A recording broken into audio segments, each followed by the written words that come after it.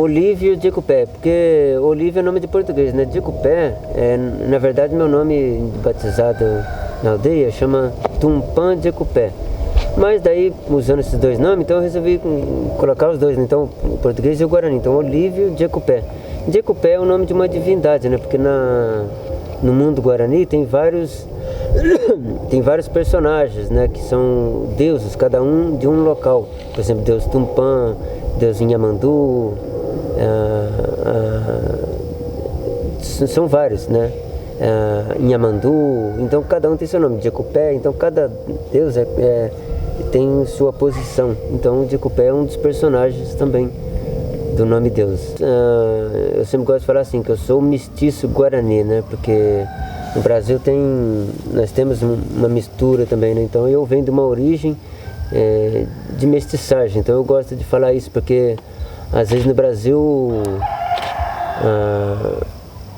essa miscigenação ela começou desde 1500 de uma coisa muito agressiva. Teve muitos casos do Brasil que foi consequências da realidade, né? E minha família também teve essa coisa de misturar, né? De ter contato com brancos também. Então a gente tem essa coisa. Então eu gosto de falar que eu sou de origem guarani, mas eu gosto de falar que sou mestiço, né? Porque às vezes tem todas aquelas formas de causar preconceito, então eu gosto de falar já direto, não, eu sou mestiço guarani. Por exemplo, minha família é de origem indígena, né? Só que daí a gente tem a vivência na cidade. E daí tinha as aldeias vizinhas, então quando eu era moleque, então eu ia sempre passear nas aldeias. E a gente tinha aquela preocupação, tinha vontade de morar na aldeia, mas só que tinha uma coisa que impedia, que era a questão da educação. Eu era moleque, então não tem como você sair da cidade e vir morar, porque minha família morava na cidade, né?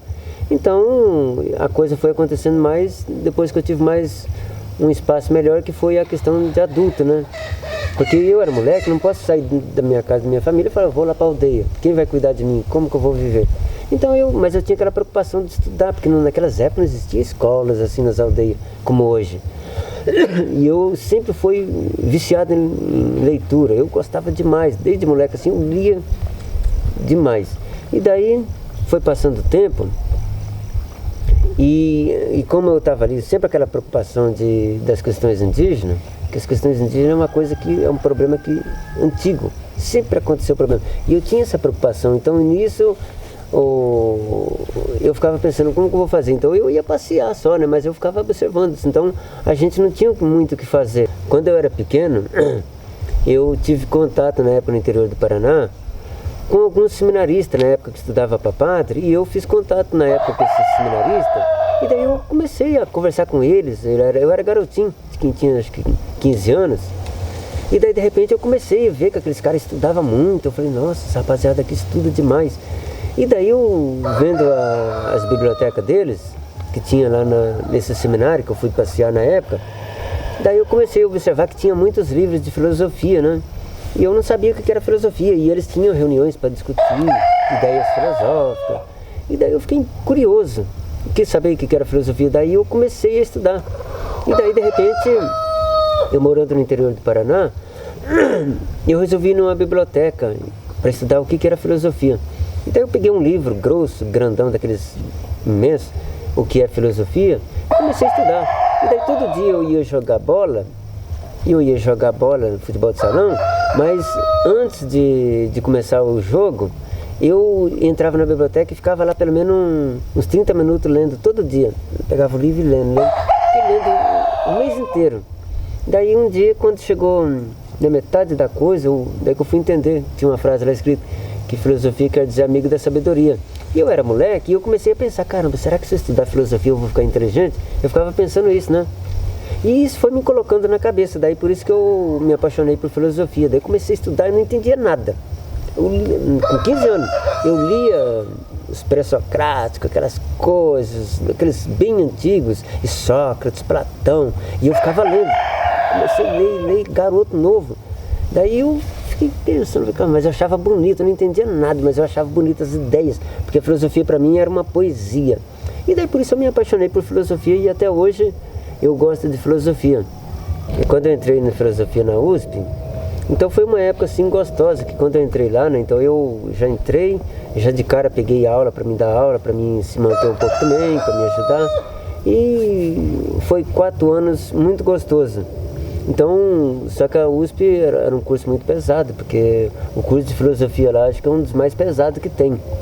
E é difícil pra gente porque na USP, para fazer filosofia, o cara tem que ter 2 coisas, né, que ajuda: gênio e dinheiro para poder comprar os materiais ali, porque o negócio não é fácil. Porque muita gente que estudava filosofia, né, estudava porque tinha muitos que faziam filosofia, são filhinhos de papai, gente que tem dinheiro, então eles estudam por prazer, né? E a gente estuda por prazer, mas só que não tem o principal, né?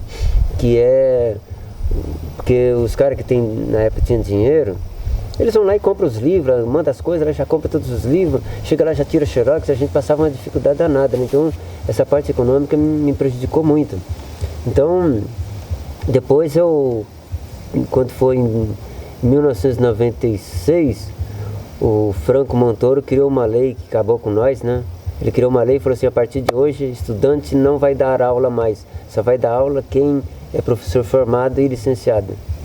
Daí quando ele fez essa coisa aí, acabou com os professores. Nossa, mas você vê as escolas no estado de São Paulo, ficou um deserto, faltava professor. Daí eu fui obrigado a não dar aula, porque eu não podia dar aula.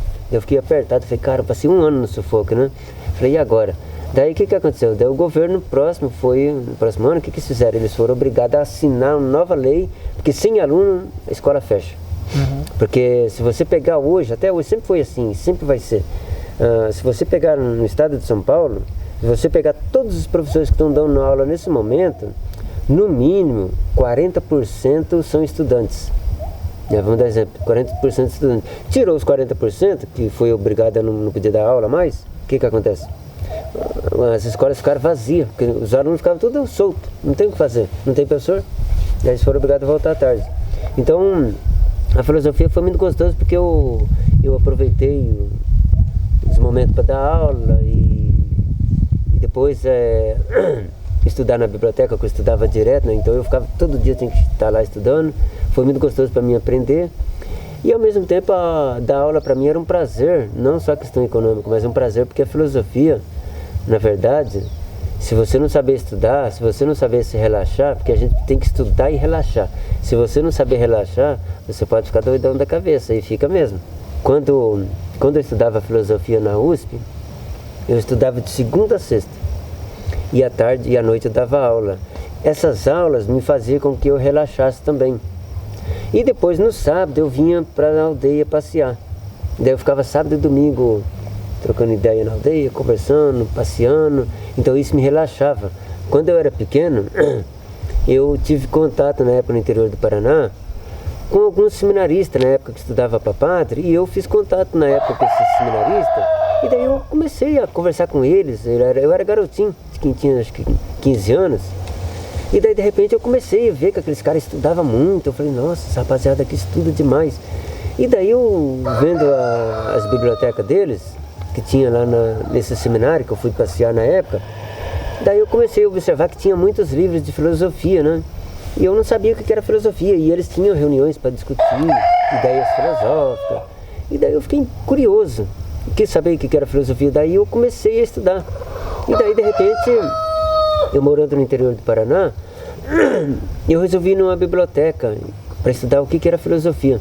E daí eu peguei um livro grosso, grandão, daqueles imensos, o que é filosofia, e comecei a estudar. E daí todo dia eu ia jogar bola no futebol de salão, mas antes de começar o jogo, eu entrava na biblioteca e ficava lá pelo menos uns 30 minutos lendo todo dia. Eu pegava o livro e lendo. Fiquei lendo o mês inteiro. Daí um dia, quando chegou na metade da coisa, daí que eu fui entender, tinha uma frase lá escrita, que filosofia quer dizer amigo da sabedoria. E eu era moleque e eu comecei a pensar, caramba, será que se eu estudar filosofia eu vou ficar inteligente? Eu ficava pensando isso, né? E isso foi me colocando na cabeça, daí por isso que eu me apaixonei por filosofia. Daí comecei a estudar e não entendia nada. Com 15 anos, eu lia os pré-socráticos, aquelas coisas, aqueles bem antigos, e Sócrates, Platão, e eu ficava lendo. Comecei a ler, garoto novo. Daí eu fiquei pensando, mas eu achava bonito, eu não entendia nada, mas eu achava bonitas as ideias, porque a filosofia para mim era uma poesia. E daí por isso eu me apaixonei por filosofia e até hoje eu gosto de filosofia. Daí, beleza, então vamos. Daí fomos para a cidade. Só que daí, com o passar do tempo, veio aquela coisa, dificuldade na cidade, porque o governo tinha feito aquela lei que eu te falei do Estado, e daí passamos dificuldade, porque daí já estava grávida, a mulher estava grávida, ganhou a criança, depois eu falei, e agora, como vai fazer? Daí eu fiquei naquele sufoco, daí eu resolvi vir para cá, que na época o Nivaldo era o cacique daqui, daí ele falou assim, vem morar para cá, porque daí você pode ajudar nós, né? Daí é importante que você já tem conhecimento, daí ele me chamou. Daí eu falei pra mulher, o Nivaldo tá chamando, então vamos pra lá então? Eu falei, então vamos. Daí viemos pra cá. E daí ficamos aqui até hoje, né? Até hoje eu tô aqui. E daí a gente fica nessa luta, porque daí a gente fomos criando a associação, e com a criação da associação, a gente conseguiu construir muita coisa aqui na aldeia, né?